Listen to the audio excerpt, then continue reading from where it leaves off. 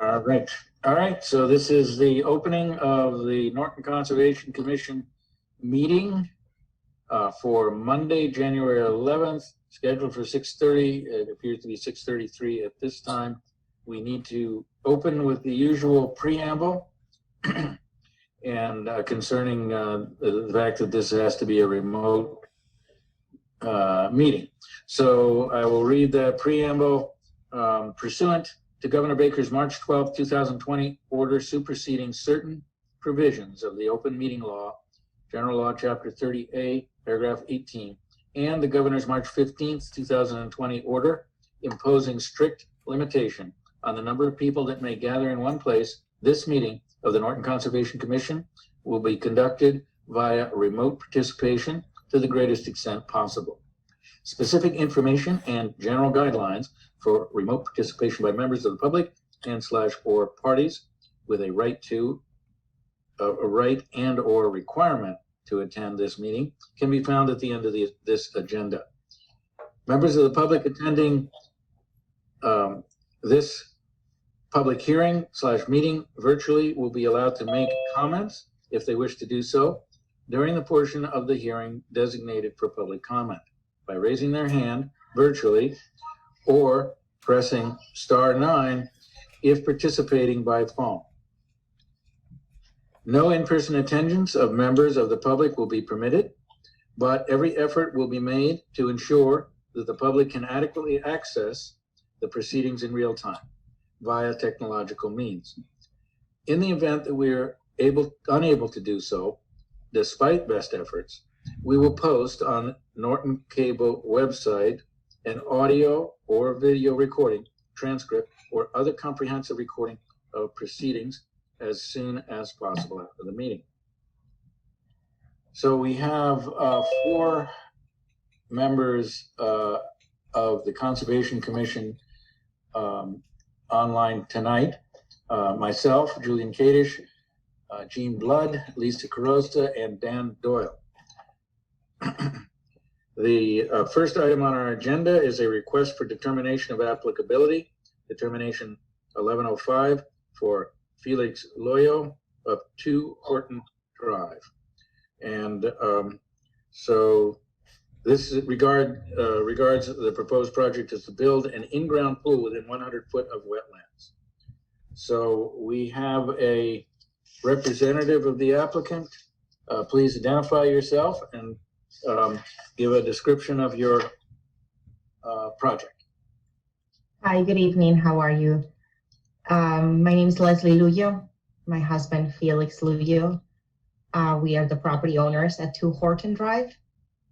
And we have been working with both Melissa and Jennifer, who have been very nice in guiding us with the process of applying to hopefully be able to build an in-ground pool in our premises. All right, I see a plot plan displayed. Okay. And it looks like the closest approach to the wetland border is 85 feet, which is about 15 feet within the 100-foot buffer zone. And is the area around the pool installation site currently backyard grass, or what is the landscape like there? Yes, the area where the pool would directly be is currently partially grass. Okay. And just to note, I see we've had an additional member of the commission join us, Dan Pearson. Yes, I'm sorry. I typed in, as long as you mentioned it, I typed in the passcode and password. It didn't work at first. So I signed in again and it did work. I apologize. All right, excellent. No problem. Still, the plan didn't pop up, or the pictures didn't pop up. Okay, thank you. Oh, so can I ask you what street Horton Drive is located off of? Of Newcomb. Okay. Do you see the plan now? No. No, we see the list of files. Okay.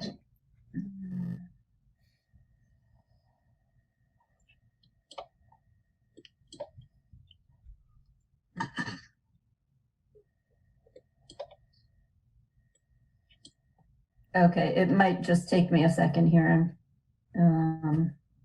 As you know, it's not always cooperative. We do know.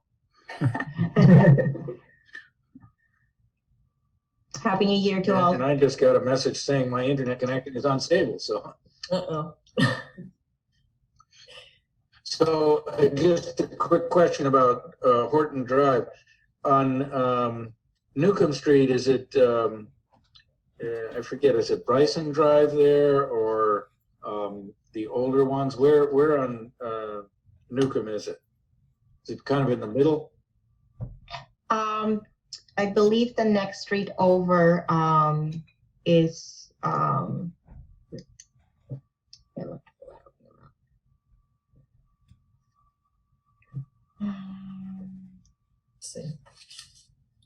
we just moved here a year ago, so we're not extremely that's familiar with fine. this particular area. We were on Reservoir Street. You can ask me on Evergreen and stuff, but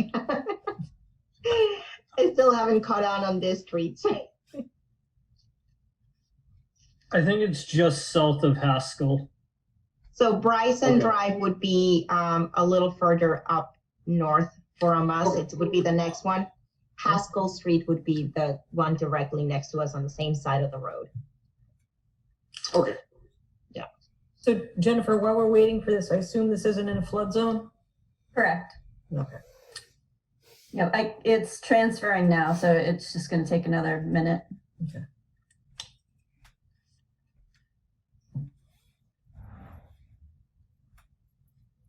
Yeah, I think I know this area well since I used to live on Newcomb Street at 72, and I think Horton Drive is fairly close to 72. Does that sound right?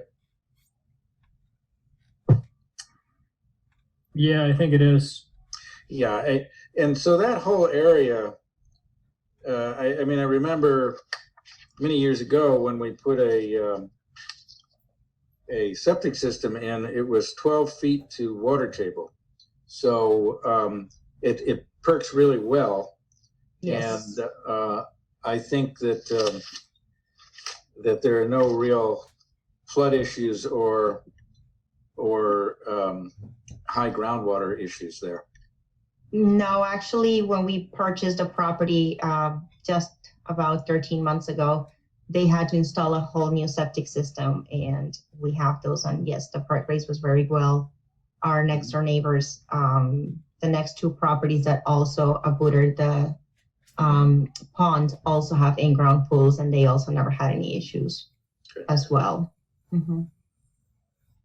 And yes, 72 Newcomb Street is actually almost right across the street from Horton Drive. I think at one point it was Potter's Way when it was first developed. Okay. So we seem to be having Don't see it yet? no, but it sounds fairly straightforward. I mean, from the plot plan that we originally saw, it's a fairly substantial distance from the edge of wetlands. And something's happening Got here. it? Well, no, we have a, All right, we're back to the, Yes. yeah, we're back to the. There we plan. go. With the plan? Yeah. Okay. Yes. the original plan, yeah. Okay. And then I do have photos, so let me try that again. So you're good with the plan? Yeah. Okay, let me see if I can get those photos up there for you.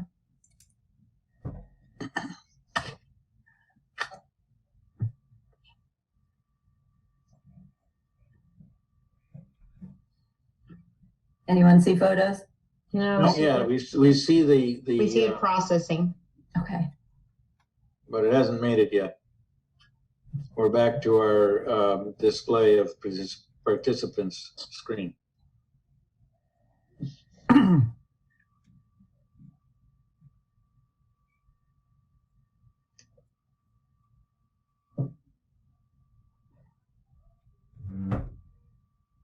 So I just wanted to say. while this is going on, any we're questions waiting for something to show up. come to members of the commission about this project? Okay. Okay. No, I'm just, Jennifer, the pictures you're gonna show us, show some There's some fill that you need want removed. Not Phil. I think we have it now. You have pictures? Yep. We do. Okay, good. Sorry about that. So that's the back of the house. The pool is proposed for this area. So you can see it's grass. Whoops. There is some clearing near the pond already. And it looks like some more extensive clearing. The most you could do there is 50 feet according to the regulations. And I did talk about that with Leslie. Yeah, and For Felix. now, Yeah. yeah, sorry, I don't mean to cut you off, but just to clarify a little bit, that area that you're showing us right there, right now, Yep. we have not touched at all. Yep. It's been always like that, so it may have been done by the previous owners at some point. Okay. So that was something we were just going to go over at a site inspection. Yeah. Okay. All right. Any questions from commission members? If not, we can look for hands raised in the audience and address any questions from members of the audience. But I do not see any hands raised. So we can consider, if there's no further discussion, consider a vote on this. I believe it's a request for determination. Correct. And it looks like a -3. And just to explain to the applicant, a -3 means that a notice of intent will not be required, assuming the project is carried out according to plan. So I'm ready to entertain a motion. Oh, I guess we first have to close the public meeting. Mr. Chairman, I'll make a motion to close the public meeting on file DET 1105. Second. Second. We have a motion made by Dan Pearson, I believe, seconded by Dan Doyle. Does that sound right? Yes. Yeah. So we'll do a voice vote. Dan Doyle, Aye. Lisa, Aye. Jean? Aye. And Dan Pearson? Aye. And I'll vote aye on that. And now we're back in our regular meeting and we can consider a motion on the determination. So Julian, we also have Ron O'Reilly back on. Ah. Where? Hi. Oh, Hi, Ron. so Ron, you were there during the hearing. Yes, Okay, well, so you can throw in your vote for the determination as well. yep, aye. All right, so we need a motion on the determination. I'll make the motion, issue a -3. All right, we had a little crosstalk. It looks like there's a motion made by Lisa and I'm assuming seconded by Dan Doyle. Correct. All right, so again, a voice vote. Dan Doyle, Aye. Lisa, Aye. Jean? Aye. Dan Pearson Aye. and Ron. Aye, All right, so the procedure is I think there is a 10-day appeal period or Yes. with this. And then you'll get your, I guess it's a notice of your approval of your project, assuming it's carried out according to plan. Perfect. All But right. Leslie, it's the answer you want. Okay. It's the answer you want, and we'll email tomorrow, so it's a little clearer. Okay. thank you guys. Thank you so Thank much. you. Do we Thank need you to for stay attending. on or can we? Nope, you're all set. Thank you all. We appreciate it. The kids appreciate it. Happy New Year. Happy New Year to all as well. Have a good day. All right, so next on the agenda is a request for determination of applicability, determination 1106, Bay Colony Group, 44 Bay Road. The project involves plans to construct decks and add a driveway and patio within 100 foot of wetlands. So we have a representative of the applicant. Yes, I'm here, Mr. Chairman. All right. Good evening, Mr. Chairman, ladies and gentlemen. My name is Bill Buckley, excuse me, and I'm here representing the applicant, William Sarro. And this project is located at 44 Bay Road, which I think Jennifer's going to put up the plan in a second here. I'm trying. It is very uncooperative today. That's okay. Yep, keep going, We'll Bill. just keep talking. We'll get there. This piece of property it's an existing house, and it's on a lot that's about 11,400 square feet that lies on the west side of Bay Road, right across the street from the cemetery. So the lot itself, as you'll see when the drawing comes up, it's an odd shaped lot. It's about 356 feet long, but for the most of its length, it's only about 12 or 13 feet wide. And even at its widest point, where the house exists, it's only 66 feet wide. So all of the lot, excuse me, again, lies within the buffer zone to an inland bank. It also completely lies in bordering land subject to flooding. So on this portion of Norton abuts Winnicott, and Winnicott has a base flood elevation of about 73.4 feet. This lot, average elevation in the area of where we're working is about 69 feet. So the entire parcel is about 4 feet below the base flood elevation. So it lies completely in the bordering land subject to flooding. The house was actually built around 1973, according to the assessors. It is a 2-story building. It's 23 feet deep, about 27 feet wide, and it will contain, once it's been renovated, it will contain 3 bedrooms. It currently contains, or it used to contain 2 bedrooms. It's being gutted as we speak. It used to have a deck off the back, which was about 12 feet by 10 feet, again, according to the assessors, because it was gone when we got out there, when the surveyors got out there to do the existing conditions plan. So the inland bank has been flagged by a wetland scientist, Pear Corporation. As mentioned in the notice, the proposed work is the addition of a bigger deck in the back, approximately double the size of the one that's there, or one that was there.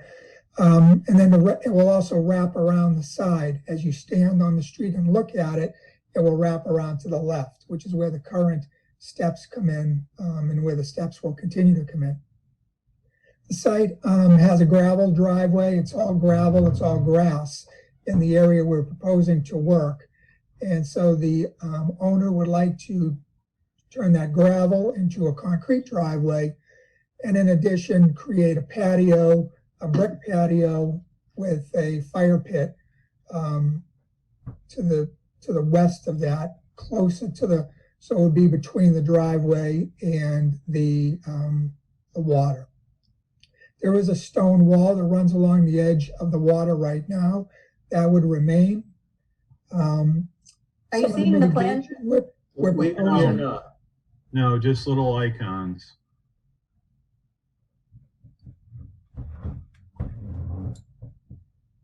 How about now? Not yet. Yeah, There it is. there it is. So Okay. this is the blow up of the area that I was just talking about.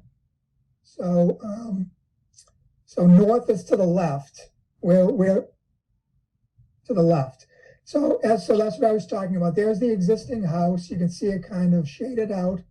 The proposed deck in the rear, and then along that side, as Jennifer is pointing out, the concrete driveway, excuse me, that's along that area there, and then the brick patio area. And then that heavy line along between the water we're showing that as a silt sock barrier, but that is right along the edge of the boulder wall. Again, that will remain on the project. So some of the mitigation that we're proposing for the property involves what we're proposing to put in Caltech infiltration chambers in the front. So the roof drains will be connected into that and be able to infiltrate into the ground. And then in between the driveway and the hot tub brick patio area, we're proposing a rain garden. So that would be about, it'd be about 35, 36 feet long, 2 or 3 feet wide. It will contain a mixture of junipers, asters, and pepperbush. And it will also contain, the depth of it will be about 12 inches thick. It will have a rain garden soil mix, which is the DEP soil mix. That is the DEP stormwater standards. Underneath that would be crushed stone. And again, that would capture the runoff from most of the driveway coming into the site, and then infiltrate it into the ground after going through the mix. One of the things that's odd about the site, I mentioned earlier about the odd configuration of it. You can, as you're looking at this plan, it goes way off to the left, probably over 200 feet, and that's where it starts to get skinny.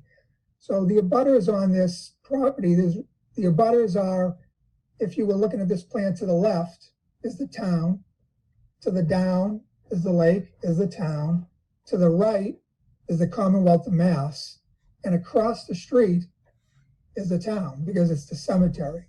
So all of the abutters that would be direct abutters are, either the town, the Commonwealth, or the Commonwealth. To the left, there is the chateau.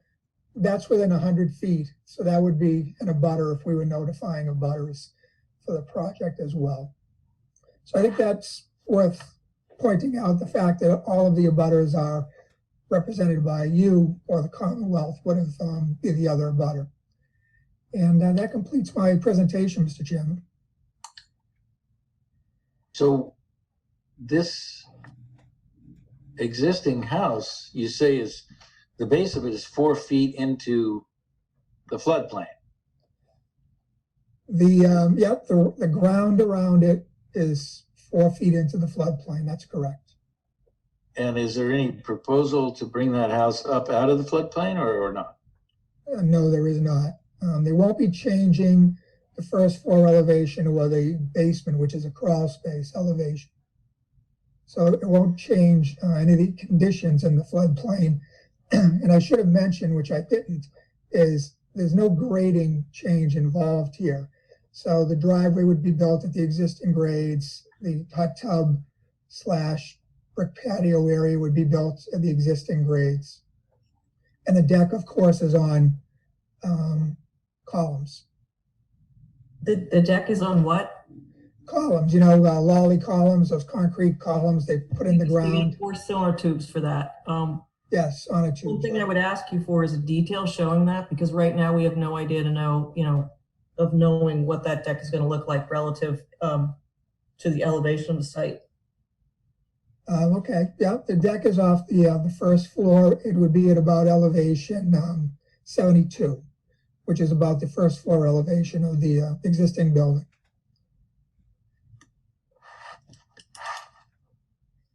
Yep, so you should be showing that on the plan. The other question I had is, so you don't need any fill to put in the patio? No, they'll take out the material that's there and then meet the existing grade. So Okay. are these going to be pervious pavers or impervious? I don't know. Brick pavers, I don't know the detail of what they propose. Well, I think, you're in a flood zone. I would think a more acceptable surface would be pavers that could infiltrate the water. And I think there are probably a lot of choices out there, a lot of surface materials that can be pervious. I think we can absolutely do that, Mr. Chairman, if that's what the commission's preference is. And the choice to make a large concrete driveway, was that also considered to be possibly pervious pavers? Because that may be something to consider.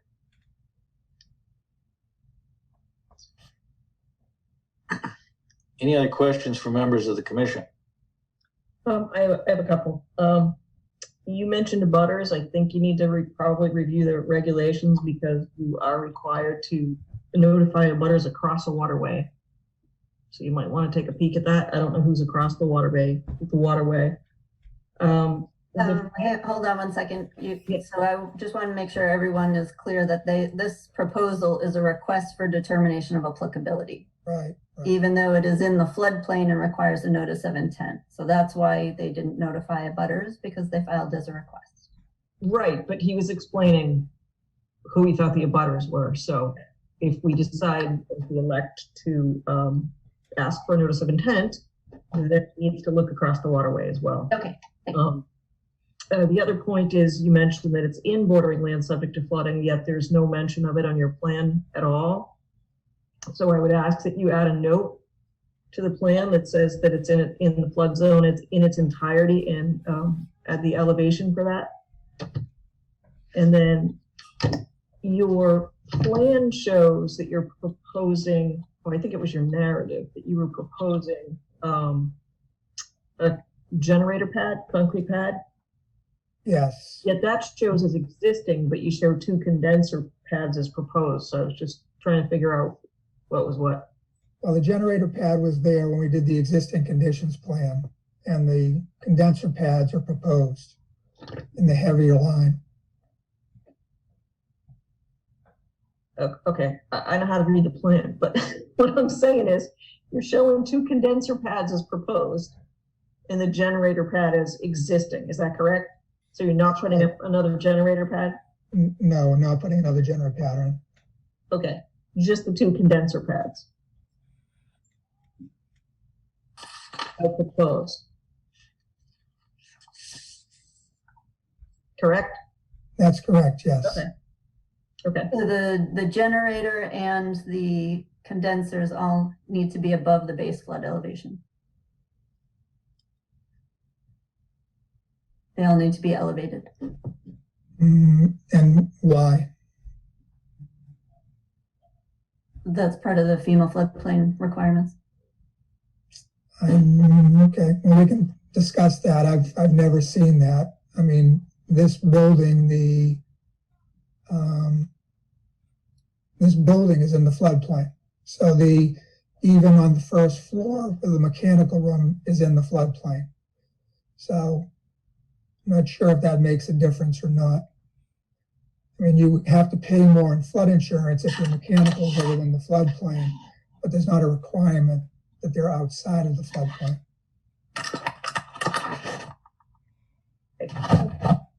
Personally, you know, based on your comments, Jennifer, it's in a resource area. I believe it requires a notice of intent filing because we will end up conditioning this project. So if we're going to add conditions, I would say, okay, maybe determination of applicability is appropriate, but we need to add conditions because it's in a resource area. Can't do that to a determination. So I would make a recommendation that we ask for notice of intent filing. Okay. What additional conditions do you, since we're discussing this, what additional conditions would you propose, or would anybody propose as part of this discussion? I heard what Jennifer said. I'll discuss that with her. Well, you need to meet all of the bordering land subject to flooding performance standards. Right. So there's three performance standards for bordering land subject to flooding, which is compensatory storage, which I've just discussed. Second is you cannot restrict flow to increase velocity or elevation, which we are not doing.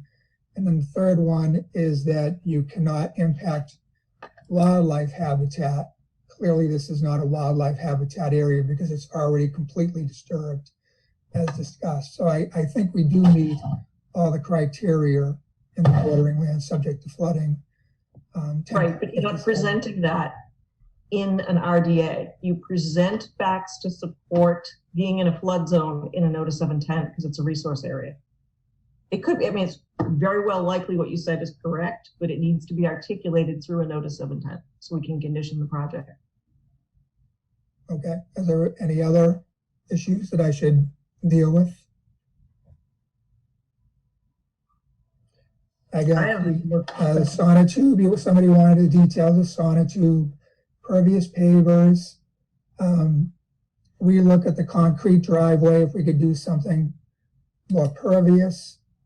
And then note that the entire site lies in the BLSF. Right, and then as part of the notice of intent filing, we would look for just what you articulated, conformance with the how the project meets the performance standards under bordering land subject to flooding. So let me ask, Mr. Buckley, your role in this is as, what is your role in this? I assume you're not the owner of this property, is that correct?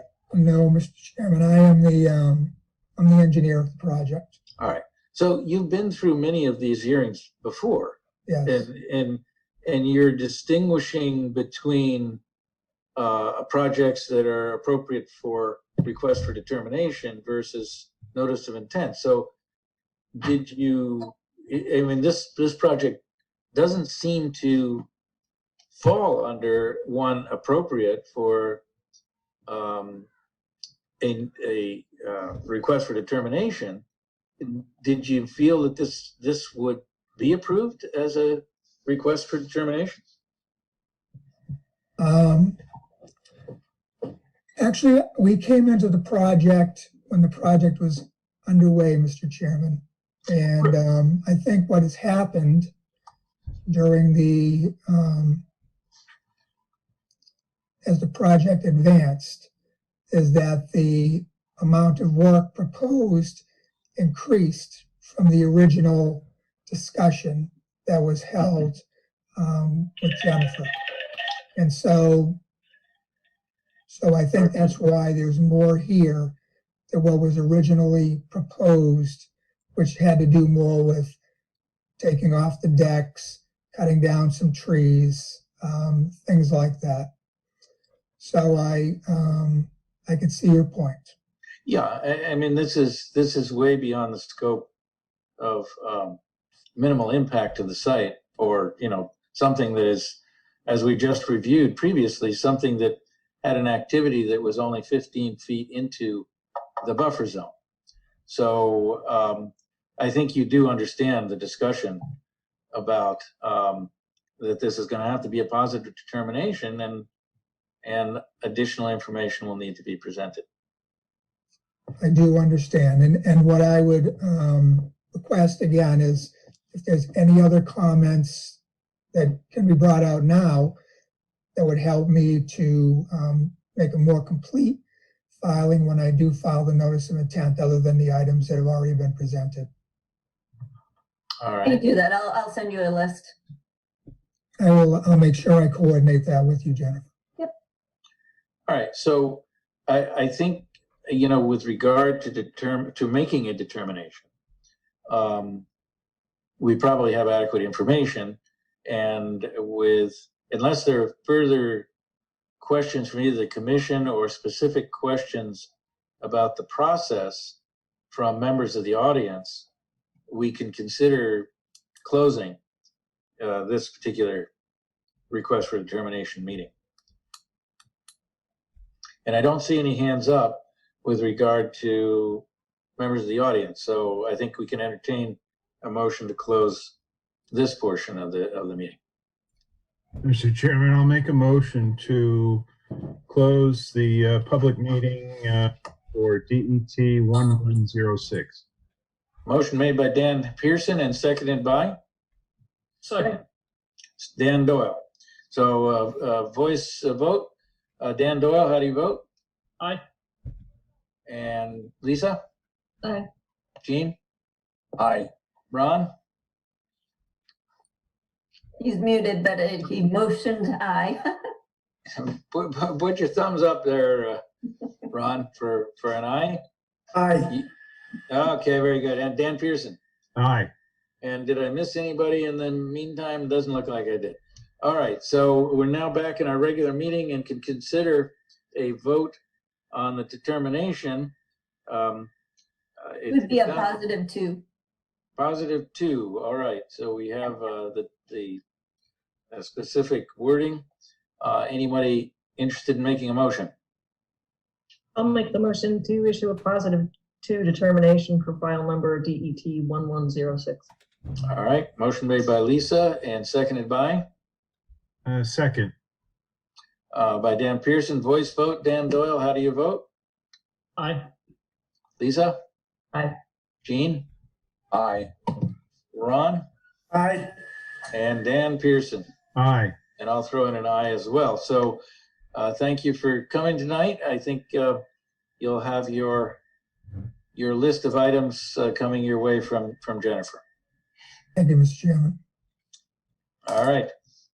So item C on the agenda is a notice of intent, file number 250-1059, AR Building Company, 195 Mansfield Avenue. This has been reviewed multiple times, most recently continued on 12/14. The proposed project is to install stormwater management associated with construction of a 40B apartment building within 100 foot of bordering vegetated wetlands. So there has been a recent review by John Chesia, and do we have a representative of the project or other? They've sent an email about complying with the remainder of John's comments, but we are trying to coordinate with zoning board to make sure we have the final plan for both Conservation Commission and zoning. And so they've requested a continuance to February 8th. All right, so you can consider such a motion. Mr. Chairman, I'll make a motion to continue file number 2501059 to the February 8th meeting. Motion made by Dan Pearson and seconded by? Seconded by Jean. So a voice vote. Lisa? Aye. And Jean? Aye. Ron? Aye. Dan Pearson? Aye. Dan Doyle? Aye. And I'll do an aye on that too. So next item is notice of intent, file number 250-1065, Leonard Street Phase 2 at 0 Leonard Street. So this concerns a project for the construction of a road and associated utilities within riverfront area and 100 foot of bordering vegetated wetland. So Lisa, I understand you may need to recuse. Yes, for the record, I have to recuse. All right. And do we have, oh, I think I saw Mark on the list here. Yeah, they did ask for a continuance for this hearing until February 8th. All right. So you're okay with that, Mark, I assume? All right, so we can entertain such a motion. Mr. Chairman, I'll make a motion to continue file 250-1065 to the February 8th meeting. Motion made by Dan Pearson and seconded by? Second. I think Dan Doyle beat you out by a microsecond there. So voice vote, Lisa, thumbs up, thumbs down? Sorry, abstain.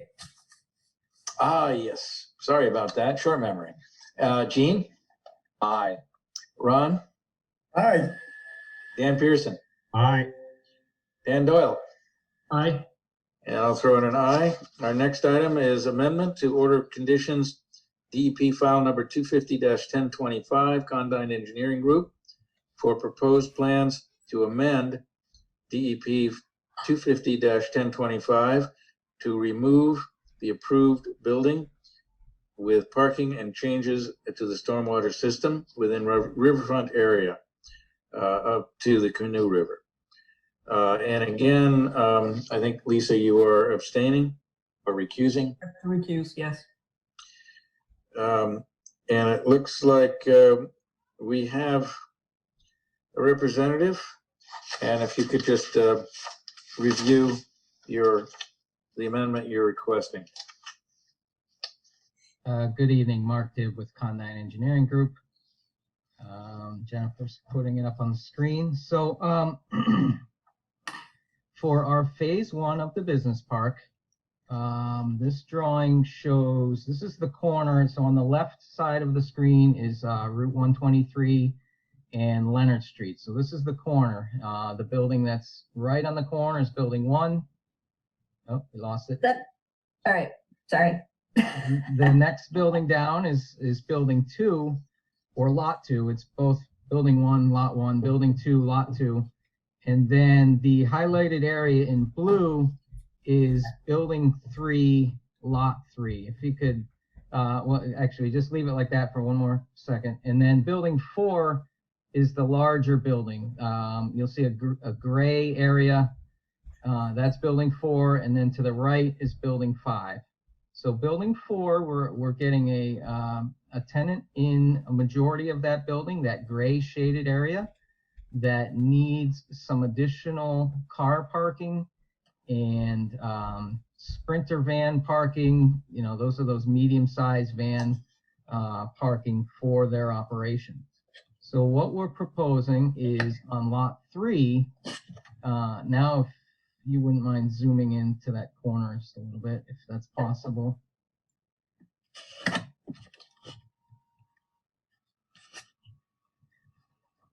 So on lot 3, we had a building number 3, and we're replacing that with a parking lot. Actually, you know what, if we go to The last. yeah, go to the last page. We'll just go right to that page. And I'm just gonna make that one you smaller don't again. have to zoom in as much. Okay, so So it's this a shows, split screen. yeah, this shows a side by side. So on the left side is the originally approved building number 3. And the pink is the new parking lot, is the outline of the new parking lot. So it's the old plan with the new parking lot. And what that green area is the jurisdictional area. It's actually the riverfront area where we had proposed approximately 7,700 square feet of work. It was classified as redevelopment because that existing area is disturbed. And so the previously approved work consisted of about 7,000 square feet of redevelopment in that area. And of that, about 2,000 was just restoration only. So we were taking previously disturbed areas, some older stockpiles, and just cleaning it up, loaming, seeding it, and reestablishing vegetation. And the rest of the work was actual redevelopment, classified as a drainage swale and some pavement. You can see there's a swale along the back edge and some pavement area. Again, that was previously approved in the order of conditions that we were issued. So on the right side, what we're doing is, so that plan shows the new parking lot instead of the old building and loading behind it and parking in front of it. So on this plan, the pink is actually the old building footprint. You can see, I don't know if you might want to zoom in now on just the right side only. And then scroll down just a little bit. So that pink overlaps, you'll see there's an area in between the new parking lot and the southerly part of the pink. So we're actually removing pavement from the riverfront area. We're, see that green is smaller now. So that's the amount of work we're actually doing, which is, again, still classified as redevelopment, has been reduced from 5,000 square feet down to 2,000 square feet. And then that hatched area is now work we had approved, and now we're not doing anything there other than restoration. And ultimately, I did leave the limit of work where it was in the previously approved plan so that we could perform that restoration to the riverfront. So we've identified we've sent these plans in. We did send in a summary document with a table that shows we've reduced about 3,133 square foot of development previously approved even out of the riverfront area, as well as 534 square feet out of the riverfront area. And again, I tried to reduce it completely out of the riverfront area, but we did have a goal we had to achieve with the new tenant. And again, we're still working within previously approved and pulling back from what was previously approved. And lastly, the drainage design is modified slightly.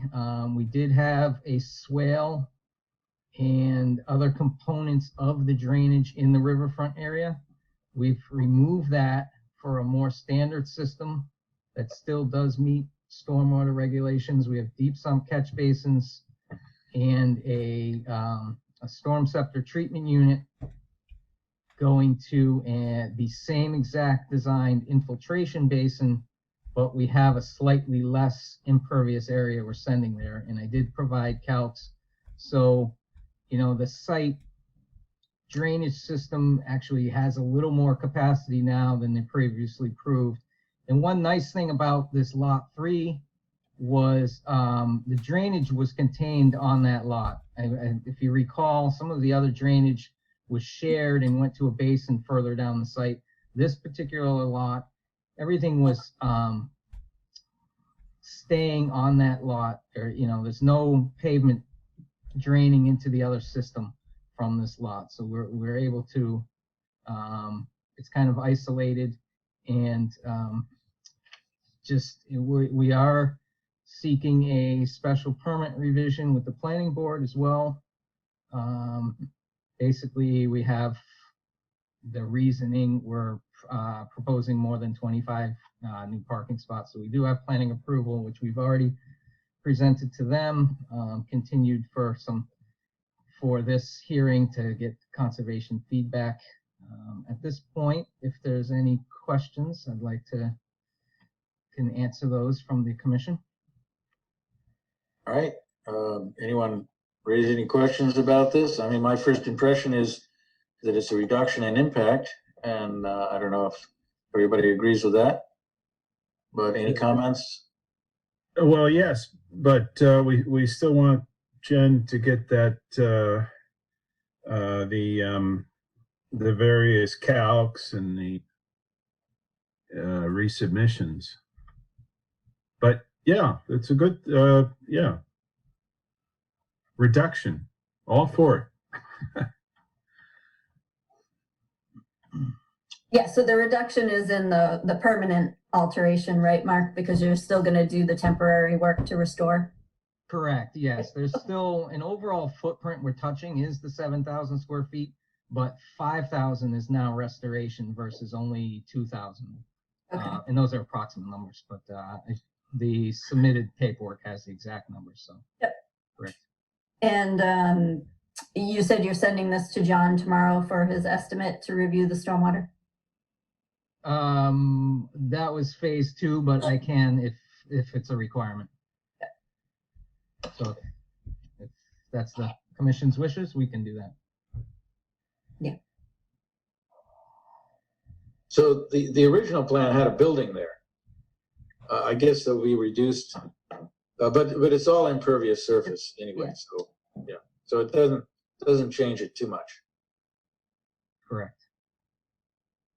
Yeah, I don't think any of us are expecting there to be a major change, but it should be reviewed for stormwater just to make sure it's all gonna go where it's supposed to go and be, you know, water quality reviewed. Yep. So do we, Mr. Chairman, do we want a motion to continue then? I'm assuming that is required because the calcs are not available. Is that your request, Mark? Yeah, I mean, they're available. They just haven't been reviewed by the consultant. So yeah, that's fine. Mr. Chairman, I'll make a motion to continue file 2025. Until February 8th, I presume? Until February 8th. Yes. And, I mean, before I take the second, I'm assuming this won't delay anything, because if everything comes through, we can finalize the vote next time. So we have a motion made by Dan Pearson and seconded by Dan Doyle. So we can do a voice vote starting with Gene Aye. and Ron. Aye. Dan Pearson, Aye. Dan Doyle, and is that an aye, Dan Doyle? You're muted. Yes. Okay, and I'll throw in an aye, and the record will show that Lisa has recused from this discussion. Thank you. Thank you. Thank you. Our last item is also, I shouldn't say our last, but our last hearing item is amendment to the order of conditions for file number 250-1031, Robert Burke, 49 Johns Boulevard. And it looks like we have a representative. I see Mr. Burke is on the call. Is there another representative? Yeah. So yes, so we can hear you. Now the paperwork indicates the addition of a retaining wall. Maybe you can discuss that. Yes, that's right. So this is an amendment to the order of conditions to include a 3-foot high retaining wall. The dimensions are 28 by 6 by 3 feet high.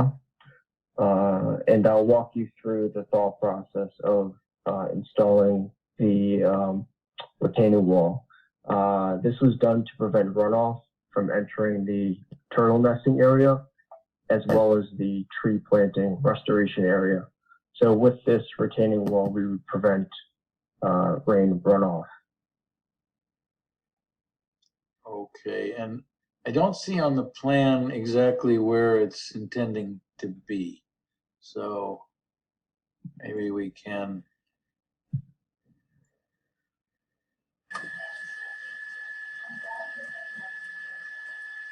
Can you see the plan?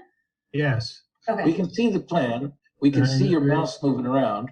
Turtle nesting up at the top. Yep. Proposed turtle nesting.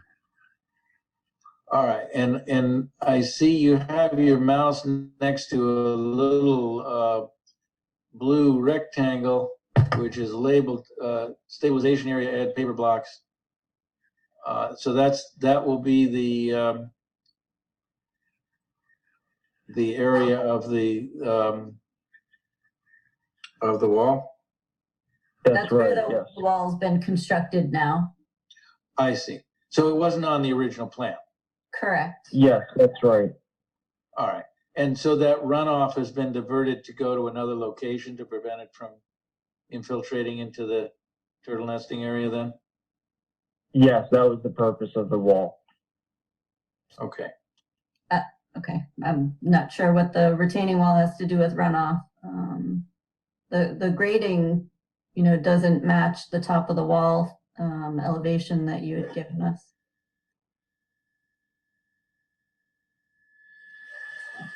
So, yeah, how does that wall prevent runoff? I mean, it's at the edge of a deck. So how does that prevent, was there runoff coming from, well, if the deck's covered, how is there even runoff coming from that area? Well, there's gutter underneath the retaining wall. Now, if we did not install the retaining wall, then water would slope down through the steep slope as indicated on the plan and protrude through the turtle nesting area. So the water is stabilized in that retaining wall area. But where does the water go instead of crossing that area where the wall is now? So the water goes through a green SDR pipe and goes through the side of the structure. So water is being prevented from reaching the turtle nesting area. By the side of the structure, do you mean the house or? Yes. Okay. So Jennifer, I need a sanity check here. Was this, okay. How does runoff influence a turtle nesting habitat? Does it?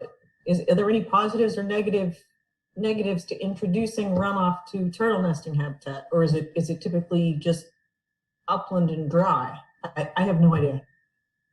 I'm not really sure it has anything to do with the turtle nesting area. Because wouldn't you just put, all right, so if you had gutter runoff that was going where you didn't want it to go, typically you wouldn't put a retaining wall in to stop water. You would put an infiltration trench in or dry well. So Yeah, I think they're really just desiring to have a retaining wall to level off that area. It's not an issue other than it needed to be approved first and shown on the final approved plan with the correct grading, and come in for an amendment. All right. Okay, so it just needs to be approved as an amendment. Is that? But it should be it shown doesn't correctly, necessarily- so, I'm not sure if what's the top of the wall you said, Alex? 96. But 96, so that would be this contour, so it should come over this way, and all of this grading should have been changed to show right, so how it really works. Yeah, I gave you the elevation of the top of the wall, not the contour of the where the retaining wall is. right. So do we have number one, do we have a detail on the wall? Number two, you need to show how the grading ties into the wall correctly, because when you come to us with an as-built, we'll know that extra fill wasn't put in or that the wall was built how you intended it to be built according to the plan. Okay. Yes, there is a detail on the third page Of the wall. Yes, on the So third the page. third page of the sheet, did you give that to us as only as a PDF, or did you give us a hard copy? No, I sent it an electronic copy, and it was 3 pages, and on the last page was the detail of the retaining wall block. Okay, well, so when you revise this plan to show the grading and make a note here about the elevation of the top of the wall, then just make sure we get full-size plans. Hard Okay. All right, so So, I would say we can continue that discussion, and then when we have the full-size plans and can confirm the grading, then the commission is probably more likely to be able to give an amended order if it's needed. all right, so we can consider continuation of this discussion pending arrival of the hard copy, and it looks like somewhat modified plans with regarding to the grading in the neighborhood of the retaining wall. And then we can potentially approve the amendment. Any further questions, discussions? If not, we can consider a motion to continue this discussion until, is February 8th a reasonable time frame, Mr. Burke? Yes. All right. Open to a motion. Mr. Chairman, I'll make a motion to continue DEP file 250-1031 to the February 8 meeting of the Conservation Commission. All right, motion made by Dan Pearson and seconded by Second. by Lisa. Voice vote. Lisa, up or down? Aye. Gene, Aye. Ron, Aye. Dan Pearson, Aye. Dan Doyle, Aye. and myself is an aye. So we'll talk to you next time. Thank you. Thank Thank you. you. All right, so our next item on our agenda is request for full or partial certificate of compliance for Thomas Sullivan, 312 Taunton Avenue. And so this was something that we began in the last meeting, and it was not clear exactly what our decision had to be. And I'm sure it's crystal clear now, yes? Aye. It's clearer anyway. So the wetland boundary was confirmed to be in Taunton only, not in Norton. The buffer zone is in Taunton only, not in Norton. So there's no jurisdiction in Norton for the two permits that we have for that one property. And the vast majority of the work had been done anyway. So it's recommended to issue certificates of compliance for both of those projects. May I just ask a question? Maybe not the smartest question, but if this is non-jurisdictional, why do we need to issue anything? Because it's recorded at the Registry of Deeds on the title, and we need to clear the title. And, you know, whether it was a mistake or a result of global warming, at the time it was issued, it appeared to be jurisdictional. So, you know, Correct. it's been reassessed, and so we can close it out as it's now in compliance. Correct. So we can consider a motion for approval of certificate of compliance for file number 250-1016. That's 816 and 1015. And I'll make that motion. Oh, what did I say? Did I say 816? No, you said 1016. But it's 250. Oh, okay. Well, the first one is 1016. Is 816. never mind. Is 816. All right. So, Mr. Thompson, did you want to speak about this or not? Yes, I do. One quick comment. The 2008, which is the 250-816 order conditions, was recorded, but the second one, the 2018, was not recorded. So really all I need to do is get a certificate of compliance for the 2008, I believe. And that's 816. That's correct. Well, you need both of them to close out our files, whether they were recorded or not. Just close them out. We're giving them to you. It's I don't. you don't have to record it if the Didn't the lawyer talk to 1015 you? was. I'm a little confused because the lawyer talked to me, said it would confuse issues with the title. Don't record that one. Okay. That's All what right.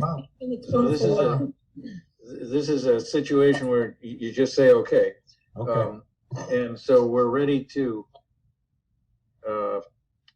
consider a motion for approving certificate of compliance for 250-816. I can't remember if somebody made the motion or not. I did. Okay, motion made by Lisa and seconded by? I'll second. Gene. All right, so a voice vote, all in favor. Lisa? Aye. Gene? Aye. Ron? Aye. Dan Pearson? Aye. Dan Doyle? Aye. And myself is an aye. So we can now consider the same issue with file number 250-1015.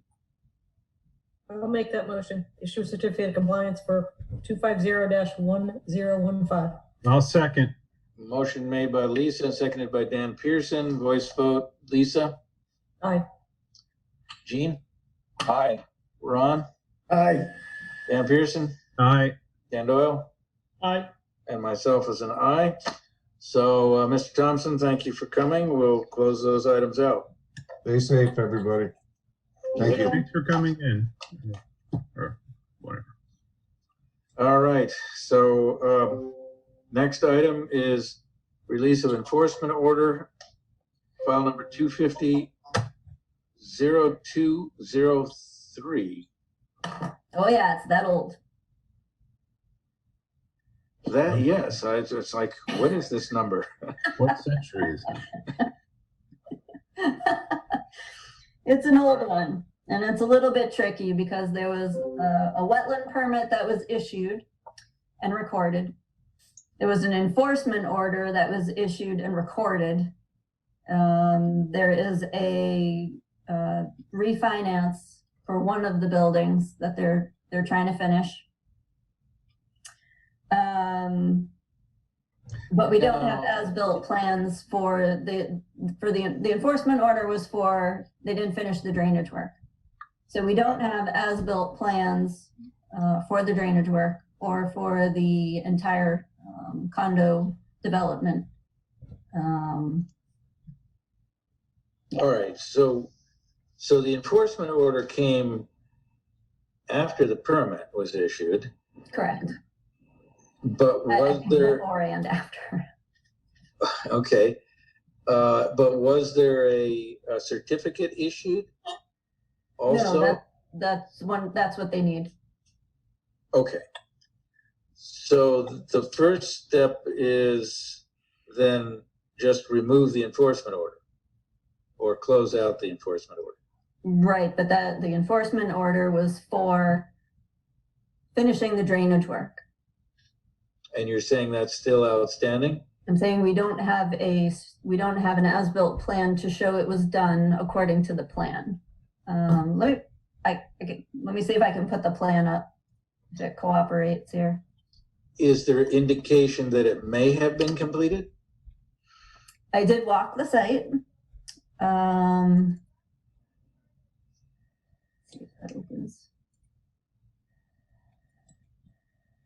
So Jennifer, they never owed the planning board or anyone else an as-built? They do. Yeah, Oh, they still do. they still do. That hasn't happened. There's also a conservation restriction that was supposed to have been recorded with the condo development. That has not been completed either. So I did the site inspection. And it does look like there are 13 or 14 catch basins, the way they show on the plan. There are also these infiltration trenches, which I could not confirm. But the outfall is here at the wetland area. This one I could not find. Doesn't mean it's not there. This area was pretty overgrown. It's hard to tell from the approved plans, but it looked like there was supposed to be a retention area here, but then this is the final plan and does not show the retention area anymore. So everything looks like it was directly discharged to the wetland. There was an old cart path here, and the file is not terribly complete. So it looked like, from what I could tell, there was old debris in the wetland area and possibly a culvert that was installed without a permit. And so the order of conditions requires that the replication area be done and then this pipe removed. When I did the site inspection, the path is still there. It looks like the pipe is probably still there. And they may have dug out the replication area, but it's now full of compost and just lawn maintenance debris. So that is actually now an ongoing violation that would have to be addressed.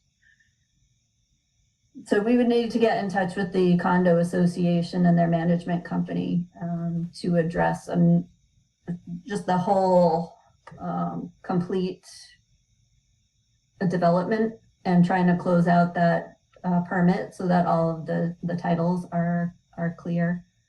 But that it would take a little bit of time, and the one person in building 2, I think it's this one, is trying to refinance.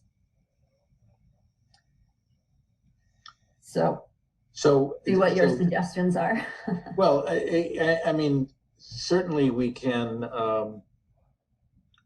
release this enforcement order and then open discussions with the condo association to address these issues, with the idea that we can always add a new enforcement order if there's just not any kind of movement on that. Does that sound like a solution? I mean, you could do a partial certificate on the enforcement order for just this one building. Because you don't have as-built plans. So Oh, yeah, that the enforcement order was specific to the stormwater. okay. So it's not necessarily attached to the single building. Correct. Yep. Jennifer, what year? What year? 1991. Yeah. All right. Well, I'm open to other suggestions. I mean, you've thought about this the most, Jennifer. So you say a partial certificate restricted to building 2? That's a possibility, but it looked like Jim DeMeo had your hand up. Yes, yes. And speaking with the mortgage insurance guy, he said that he had spoken with somebody at the Conservation Commission and that they were going to remove it from public record so that I can get a mortgage. At this point, I cannot get a mortgage, and I was supposed to close on Friday, and this came up from 1991. But you know, you would still maintain your interest in the enforcement order, but take it off public record so that I can, you know, close on my mortgage and get a mortgage. And not only that, the condo that I happened to be in, or the building, was actually built and sold in '89. You know, before the enforcement order went into place. For what that's worth. That's all I have to say. Yeah, I'm not understanding what they're saying about taking it off public record, but you know, the partial in the short term, a partial certificate of compliance would allow, you know, Mr. DeMeo to go ahead with his refinancing, right? Not penalizing one condo owner for the entire association.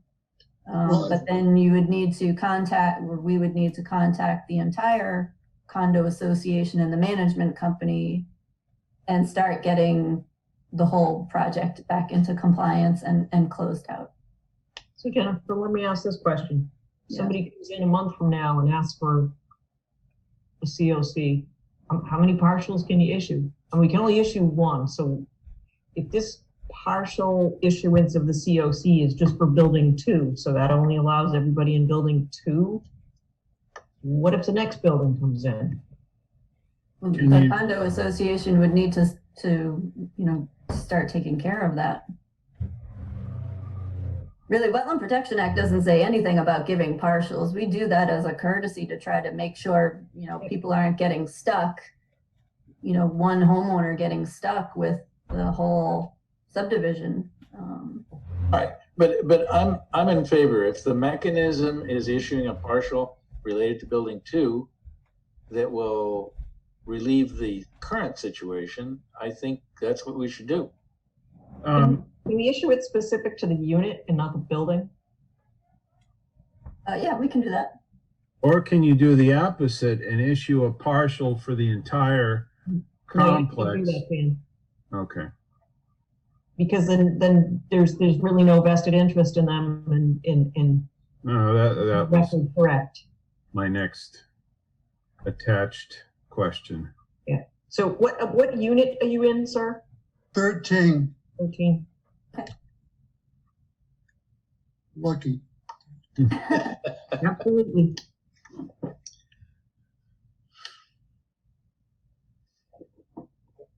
All right, so if that's the solution, then I can entertain a motion. Mr. Chairman, I will make a motion to issue a partial certificate of compliance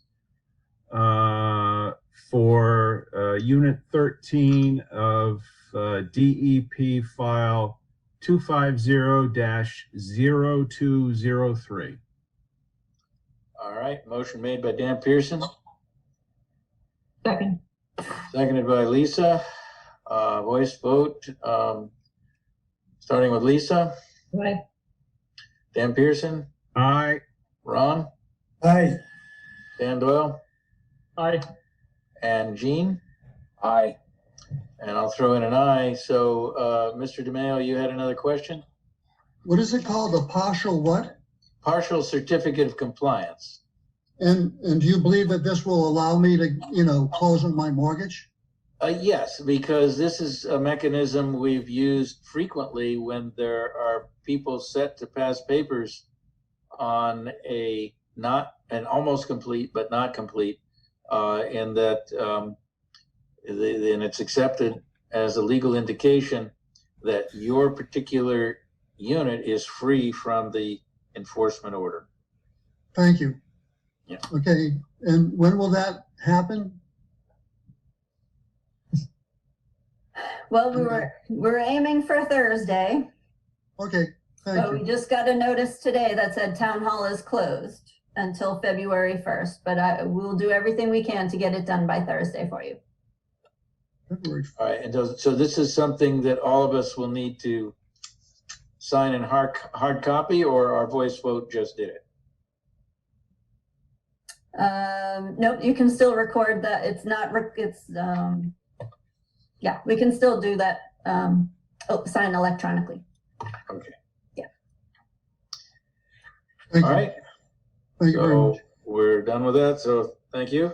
And Thank our you. next item is reviewing draft minutes of December 14th.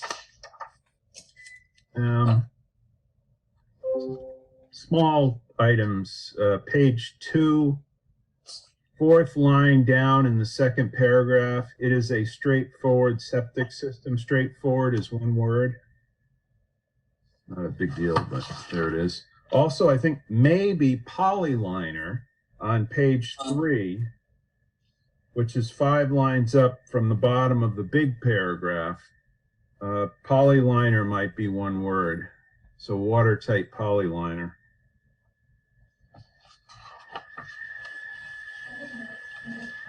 So have you been an editor for manuscripts?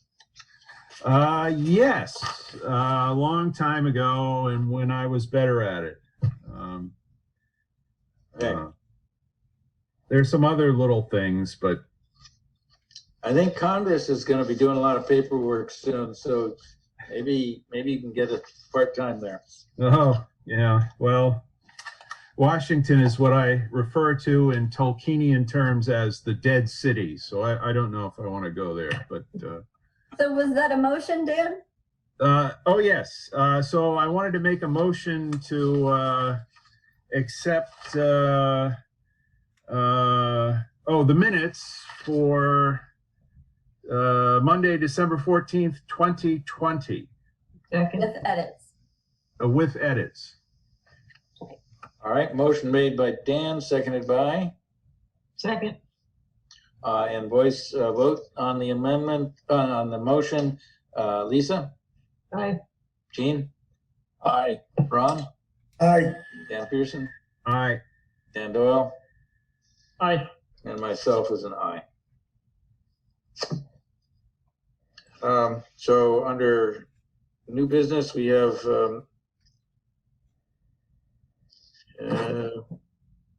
Mansfield Airport Vegetation Treatment Plan. What are the comments on that? We just got a notice that they would be doing their vegetation management, but the exemption is only for herbicide maintenance. It is not for mechanical harvesting. So we would need to send them a letter telling them they need to file a wetland permit if they intend to do that work. Jennifer, can I ask you who the proponent was, or the applicant, the consultant?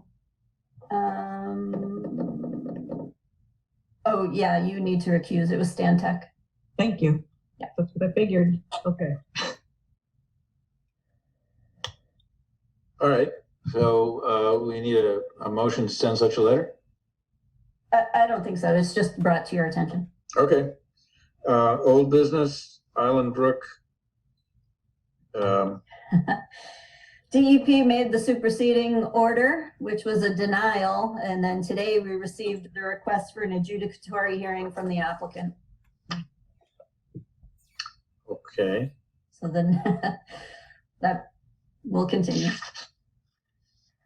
Okay. We continued for many, many, many months. Years. All right. Years. So then we have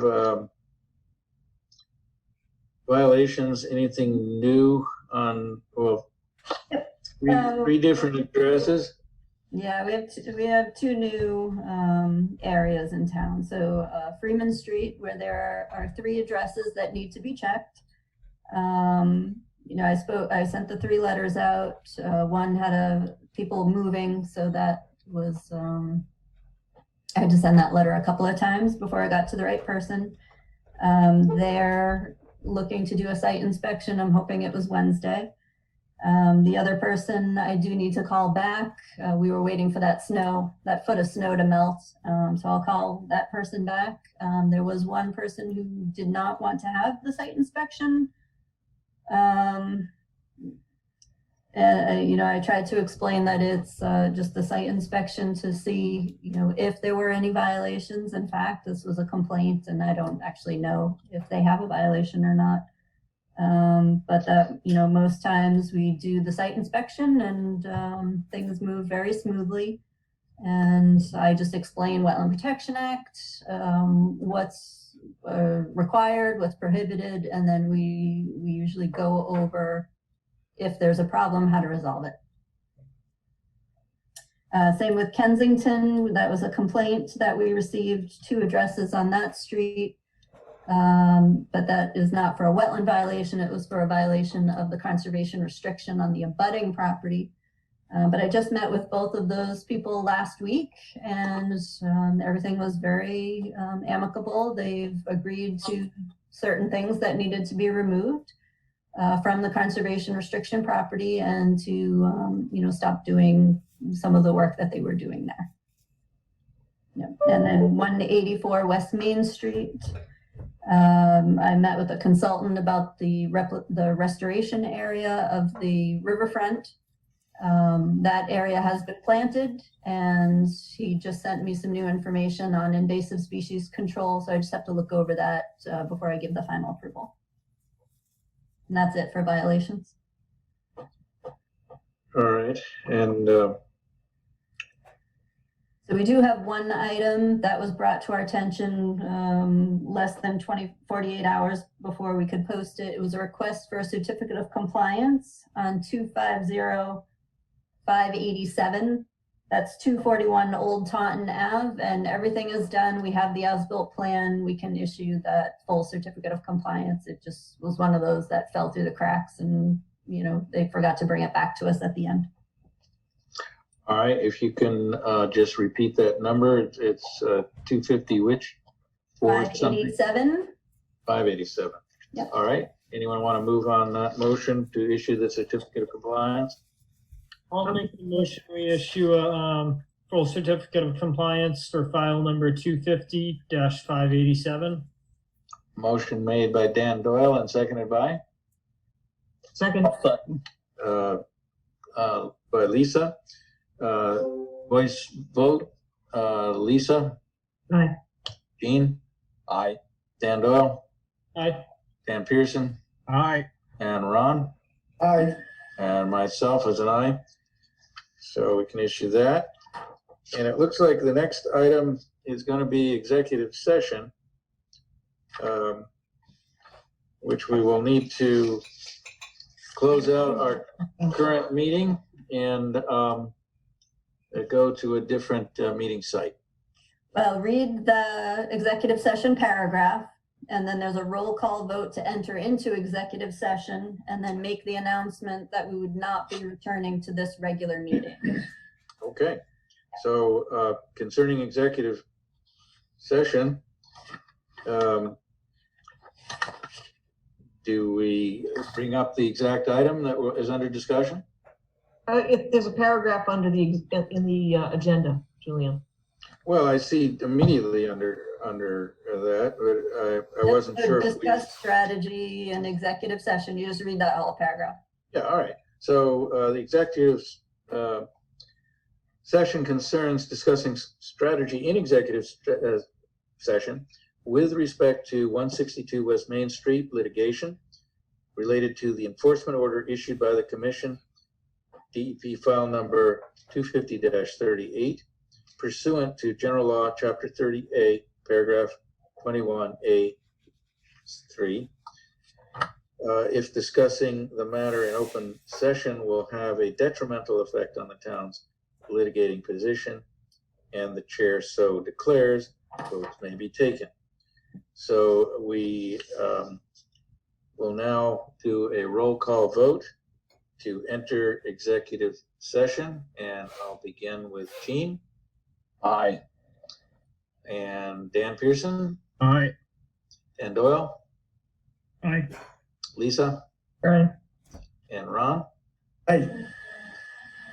And I will vote aye, and so we will now close out our existing Conservation Commission meeting by entertaining a vote to adjourn. We will not be returning to the Conservation Commission meeting. All right, everyone. Good night. Thank dear. you. Good night, Dan and I Jim. will vote Good agree. night, Mayor. Dan and the gang. Good night. Good night. Good Dan night. and Ron. Good night. Good night. Dan Pearson, I think I heard a vote, a motion to adjourn.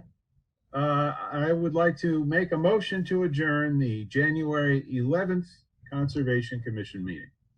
And the second is I'll second. Dan Doyle, and we'll do a voice vote on this. So Gene, Aye. Dan Pearson, Aye. Dan Doyle, Aye. Lisa, Aye.